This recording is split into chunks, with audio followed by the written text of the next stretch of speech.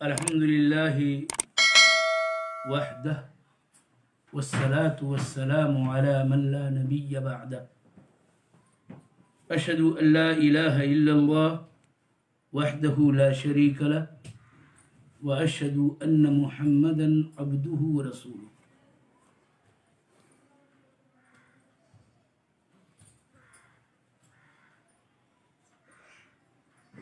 ارکان ایمان فرقہ ناجیہ کے اور اہل الحدیث کے اعتقاد میں 6 ہیں،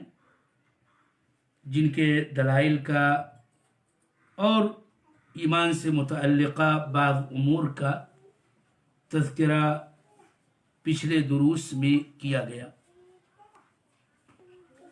سامعین کرام و ناظرین محترم،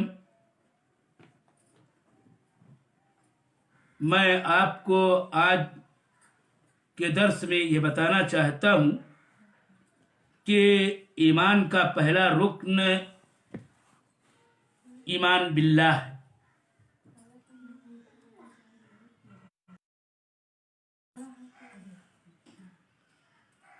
ایمان باللہ کا کیا معنی ہے؟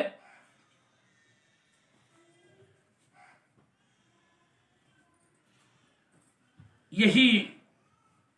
میں آج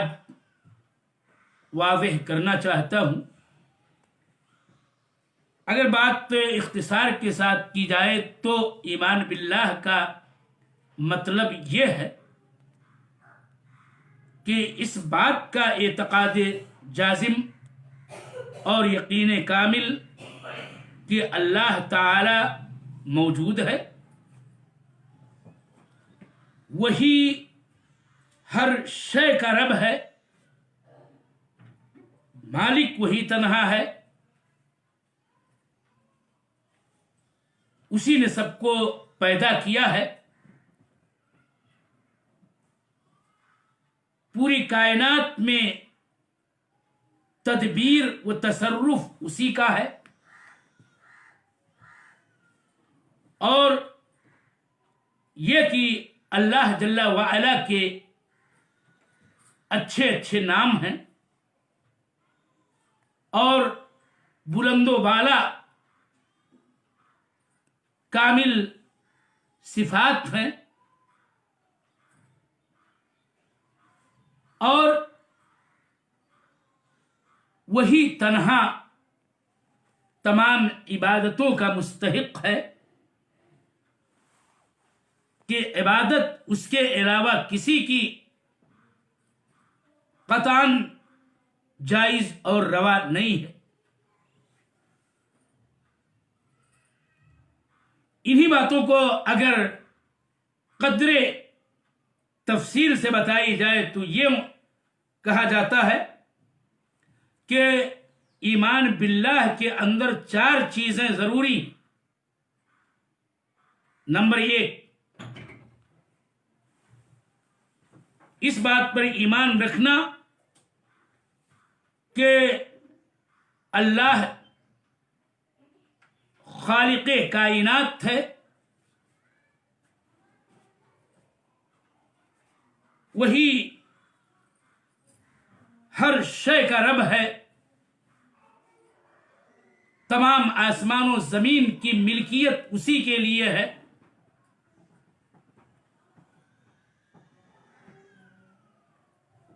اور یہ کائنات پوری جو ہماری نگاہوں کے سامنے ہے، اس کا خالق وہی رب جل وعلا ہے. کائنات از خود وجود میں نہیں آئی،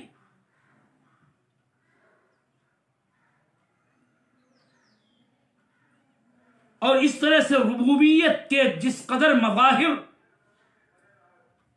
مدلل طور پر ہیں اور جس کا اعتراف انسانوں کی فطرت میں ہے، اور اکثر دور میں تمام نے اللہ جل وعلا کے وجود کو مانا ہے، سوائے بعض تاریخی ادوار میں ایسے سرفرے اور جہل کے شکار لوگ رہے ہیں کہ جو اللہ جل وعلا کے وجود کے منکر یا اس کی ربوبیت کے قائل نہیں رہے ہیں۔ پھر تیسری چیز یہ ہے کہ یہی اللہ موجد و خالق اور یہی رب مدبر کائنات میں تصرف کرنے والا اور ہر چیز کا مالک، خالق، محیی، ممیت، مارنے جلانے والا، رازق، اس کے لیے بہترین نام ہیں اور کامل صفات ہیں۔ تمام کمال کی صفتیں اسی کے لیے ہیں، مطلق کمال اسی کو حاصل ہے، اور اس طور پر کہ ان صفات میں اللہ جل وعلا کے اوصاف کمال و جلال و جمال میں کسی بھی طور پر کوئی نقص اور عیب نہیں، اور ساتھ ساتھ یہ بات بھی اس میں شامل و داخل ہے کہ اس بات پر بھی ایمان رکھنا چاہیے کہ وہ صفات و افعال جو اللہ جل وعلا کے ہیں اور جس کی دلیل کتاب و سنت میں موجود ہے، ان صفات میں اللہ جل وعلا کا کوئی مماثل، کوئی مشارک، کوئی مکافی، کوئی مناوی، کوئی نظیر یعنی کوئی بھی اس کا سا نہیں ہے۔ کما قال تعالی لیس کمثلہ شیء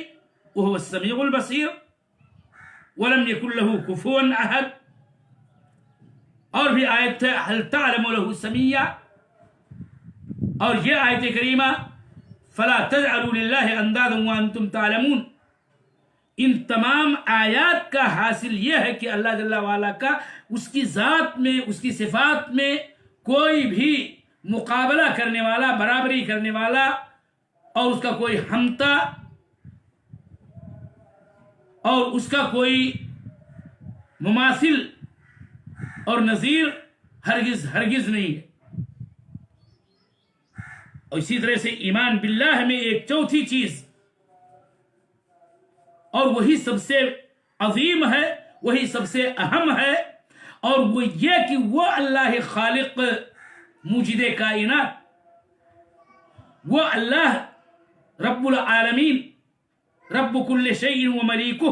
ہر چیز کا رب اور اس کا مالک، اور وہ کہ جس کے لیے اسماء حسنی اور کامل صفات ہیں، وہی تنہا جملہ اقسام عبادت کا تنہا مستحق ہے کہ ساری عبادتیں اسی کے لیے بجا لائی جائیں گی، اور ان عبادتوں میں کسی کو بھی شریک نہیں کیا جائے گا، اور ساری عبادتیں چاہے وہ قلبی عبادات ہوں، اعضاء و جوارح سے متعلقہ عبادات ہوں، ظاہری عبادات ہوں، باطنی عبادات ہوں، قولی عبادات ہوں، عملی عبادات ہوں، نیات کے عبادات ہوں، غرضے کی تمام انواع عبادات کا تنہا مستحق اللہ جل وعلا ہے، اور ان عبادتوں میں کسی کو بھی اس کے ساتھ شریک نہیں کیا جائے گا۔ یہی چاروں اشیاء ہیں،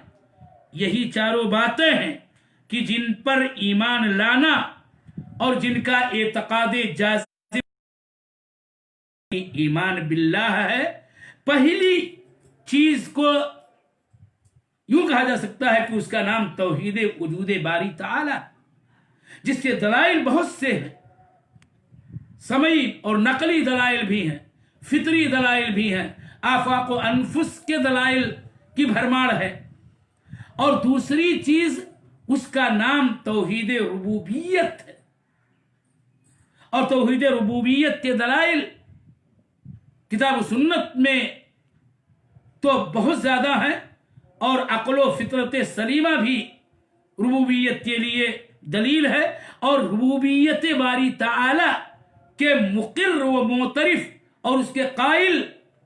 हर दौर के बनु आदम रहे हैं, और अगलब व अक्सर लोग रहे हैं, हत्ता कि वो कुफार मुशरिकीन अरब जिनमें अल्लाह के नबी सल्लल्लाहु अलैहि वसल्लम की बासत हुई, वो तमाम मुशरिकीन अरब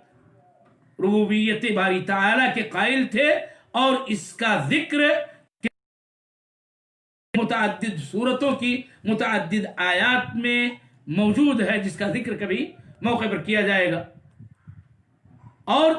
तीसरी चीज जिसका जिक्र आया कि अल्लाह जल्ला वाला के अस्माए हुस्ना है और कामिल सिफात हैं, मुतलक कमाल उसी के लिए है। इसका नाम तौहीद अस्मा व सिफात रखा जाता है।